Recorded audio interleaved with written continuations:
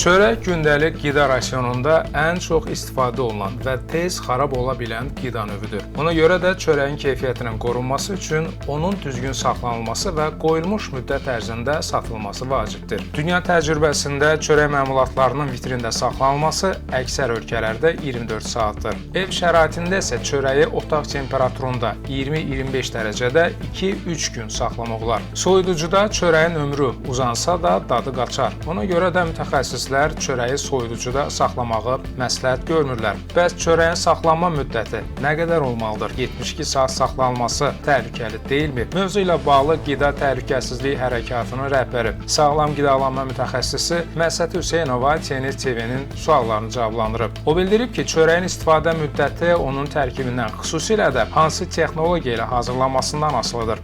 Çörəyin istifadə müddəti onun tərkibindən, xüsusilə də hansı texnologiya ilə hazırlanmasından, saxlama şəraitindən asılıdır və adi buğda unundan hazırlanan çörəklər 2 gün saxlanıla bilər. Çoğdar unundan hazırlananlar və eyni zamanda da çoğdar unu ilə qarışıq hazırlananlar isə 2 gündən 3 günə qədər saxlamaq olar. Amma konservantsızdırsa, hər hansı bir əlavə kimyəvi qatqı maddələri yoxdursa, bu çörəklər bəzən daha qısa müddətdə də xarab olur və yaxud da yüksək temperaturda kiflənməyə məruz qalır ki, ona görə mütləq şəkildə çörəklərin növünə görə və saxlanma şəraitinə diqqət etmək lazımdır. Uzun müddət bəzən vitrində qalırsa, temperatur rejiminə əməl olunmursa, bu zaman onun tərkibində kiflənmə əmələ gəlir, kif göbələkləri yaranır ki, bu bəzən gözlə görülməsə belə bütün çörəyə yayılır.